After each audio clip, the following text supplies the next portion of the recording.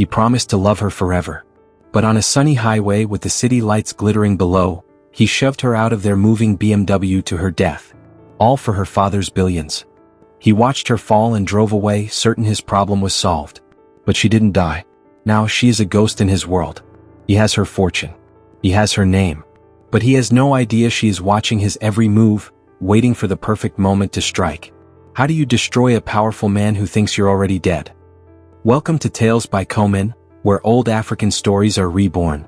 If this story touches your heart, don't forget to like, share, and subscribe, so the fire of our stories keeps burning bright. Sit close and let the story begin. The car sped through the night, its wheels humming on the wet road. Inside the warm, luxurious BMW, Emma smiled at her husband, Mark. He had surprised her with this late-night drive, saying he wanted to watch the city lights with her. She felt loved and safe. The rain painted blurry stripes on her window, making the world outside look like a beautiful, melting painting. She reached over and squeezed his hand, thinking how lucky she was to have such a romantic husband. But when she touched his hand, it felt cold. She looked at his face. His smile was gone. The kind eyes she loved were now hard and cold, like black stones. "What's wrong, Mark?" she asked, her voice barely a whisper. He turned to her, and the words he spoke next froze her heart. "This is the only way, Emma," he said, his voice flat and emotionless. "Your father's wealth belongs to me." Before she could even understand what he meant, he suddenly yanked the steering wheel. The car swerved violently, crashing through the metal barrier of the highway. Emma screamed as the world turned into a terrifying spin of shattering glass and crushing metal. Her last thought was a burning promise: "I will make you pay." Emma woke up. Cold rain was falling on her face. She was lying in a ditch, surrounded by the twisted, broken pieces of the car. Every part of her body screamed with pain. She tried to move, but something heavy was pinning her leg. Through the broken window, she looked up towards the road. And there he was. Mark was standing at the top of the embankment, looking down at the wrecked car. He wasn't running down to help her. He wasn't calling for an ambulance. He just stood there watching. Their eyes met for a single horrible moment. In that moment, Emma saw the truth. He wasn't surprised or scared. He was making sure she was dead. He watched her, cold as ice, before finally turning around and walking away, disappearing into the dark night. He had left her for dead. The cold from the rain was nothing compared to the icy cold that filled her heart. She knew then that her husband was a monster. Using all her strength, she pushed against the metal trapping her. She had to survive. She had to live not for herself but for revenge. Before the crash, Emma's life was like a fairy tale. She was the only daughter of Robert, a man who had built a huge business empire from nothing. He owned tall office buildings, many gas stations, and a fleet of trucks that crossed the country. After Emma's mother died when she was little, Robert became both father and mother to her. He protected her, called her his little jewel, and tried to give her everything she could ever want. Then Mark came into their lives. He was a handsome and charming businessman. For 2 whole years he worked hard to win Emma's heart.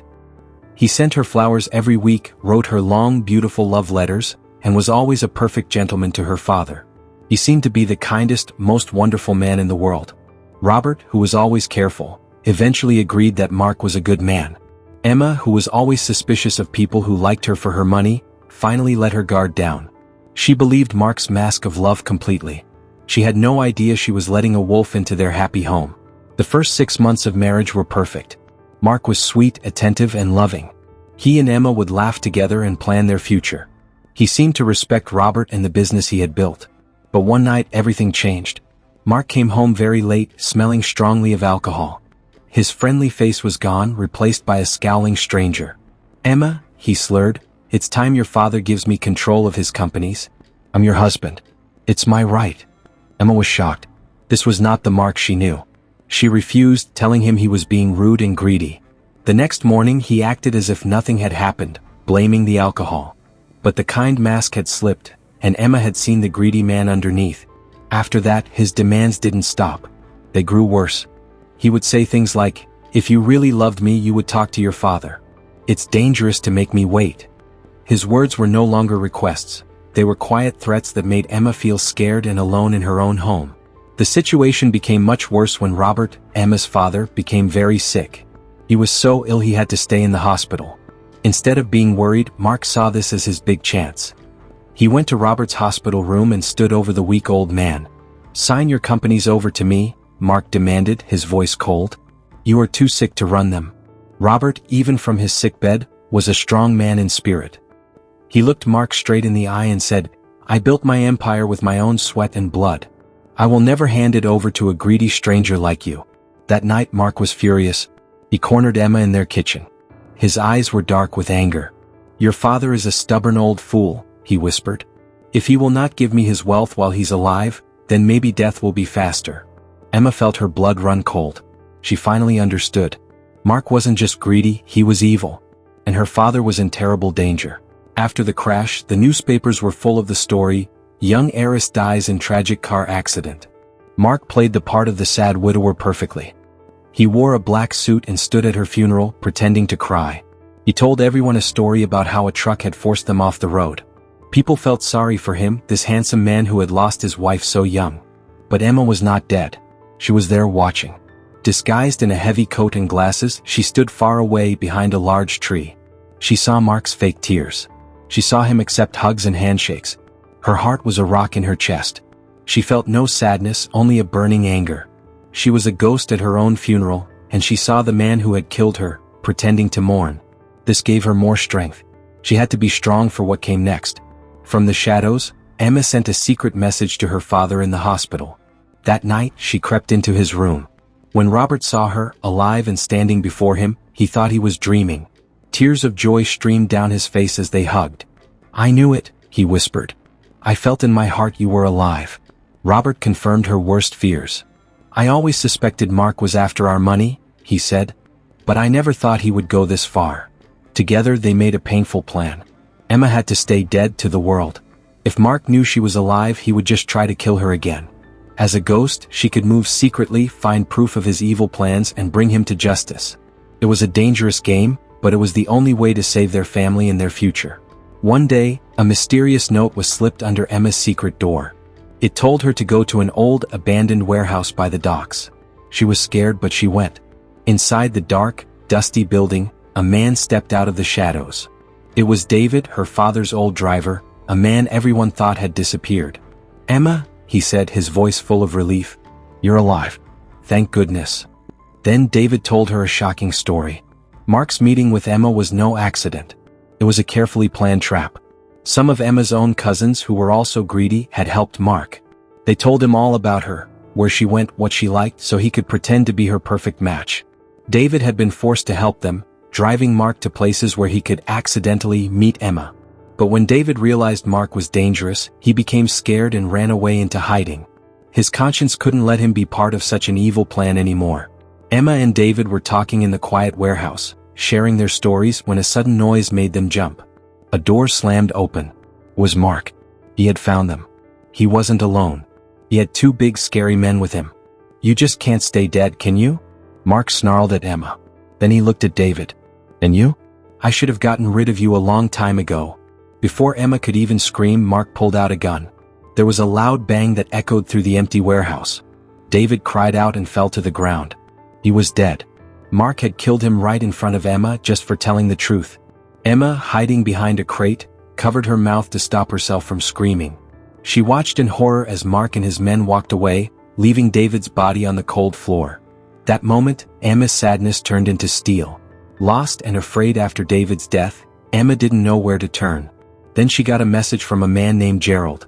Gerald was a former business partner of her father's. He was a quiet man who knew a lot about the dark side of the business world.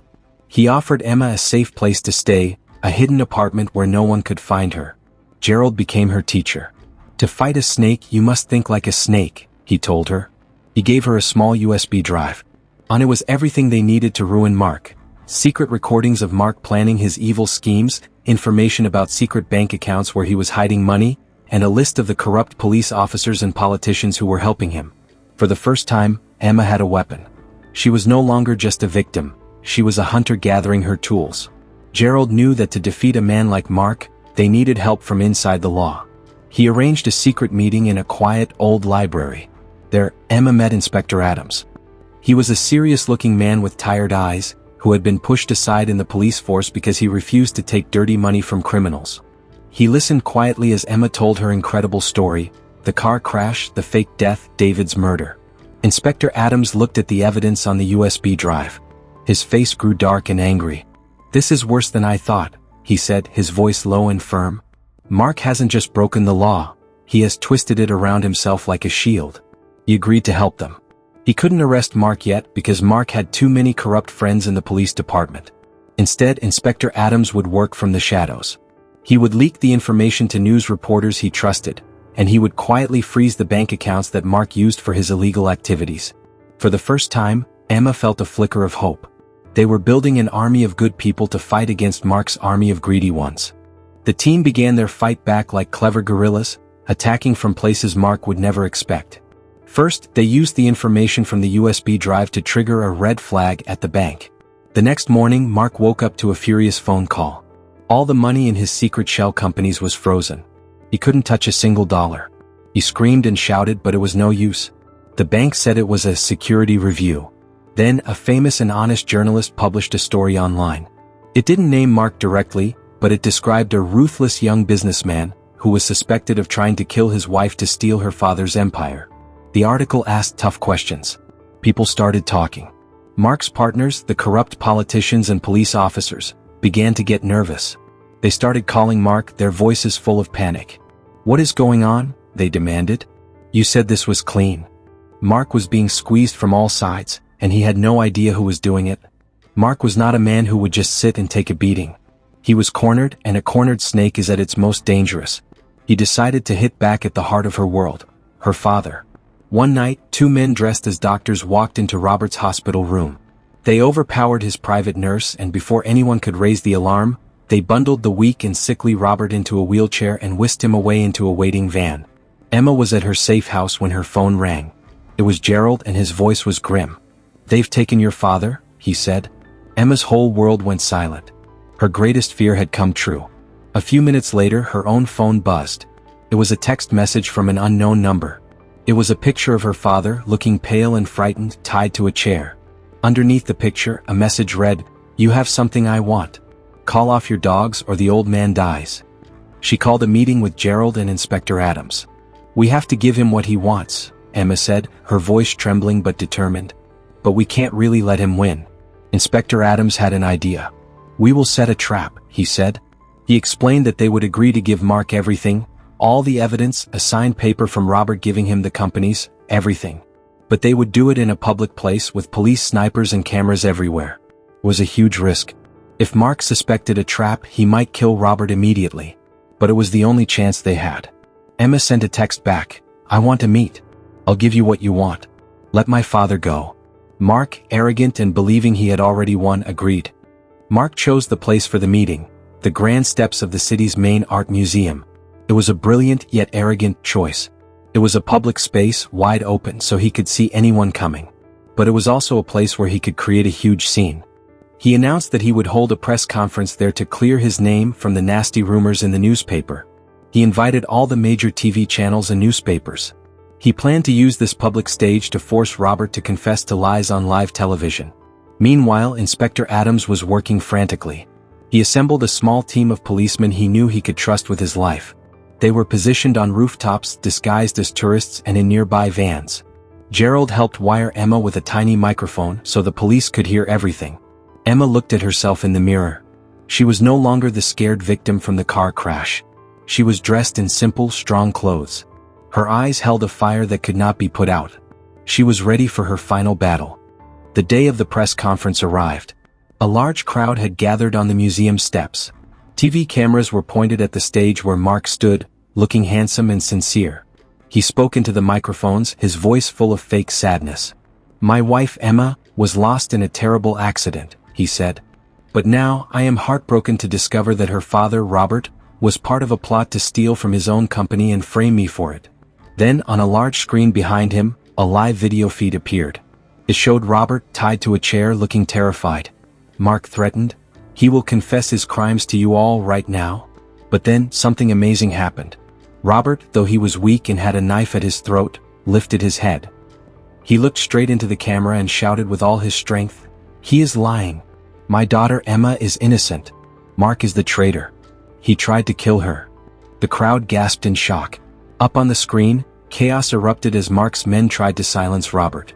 Down in the crowd, Mark was furious. His perfect plan was falling apart. He started yelling that Robert was a confused old man. But it was too late. The crowd was restless and confused. This was the moment. Emma, who had been watching from the crowd, took a deep breath. She pushed her way through the people and stepped into the clear space in front of the stage. All the cameras turned to her. A whisper went through the crowd. Mark saw her, and his face turned white with pure shock and horror. He looked like he was seeing a ghost. Emma pointed a finger at him, her voice loud and clear for everyone to hear. "My name is Emma. I am alive. That man, my husband, Mark, is a liar. He crashed our car to kill me.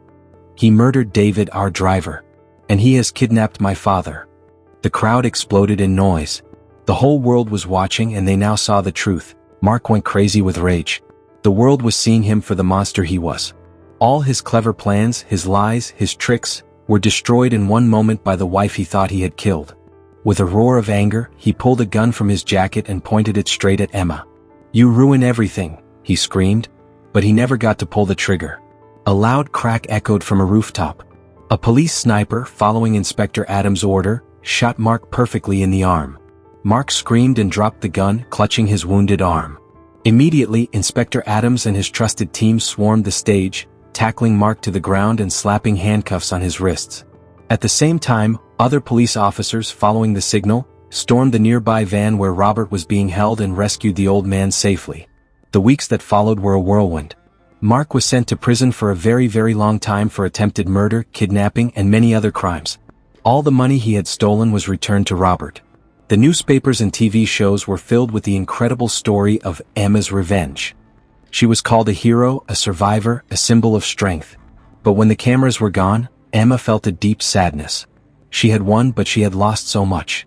She was haunted by nightmares of the car crash and the sound of the gunshot that killed David. She would never be the same trusting, innocent woman she was before. Her father, now recovering his health, would often sit with her. "You are so strong, my jewel," he would say. "But do not let the fire of revenge burn away the good and kind parts of you. You have won. Now you must learn to live again." One sunny afternoon, Emma stood with her father in the peaceful garden of their home. The grass was green and the flowers were blooming. It was quiet and safe. Robert put his arm around her. "The business is safe again," he said. "What will you do now?" Emma smiled a small, gentle smile. It was the first real smile in a long time. She looked at the strong, tall trees in the garden, remembering how she had felt broken and crushed. But she was like those trees. She had weathered a terrible storm and was still standing. "I'm not sure, Father," she said. "But I am not afraid anymore." She had faced the worst kind of evil and had defeated it. She was no longer just Robert's daughter or Mark's victim. She was Emma. And her story was just beginning.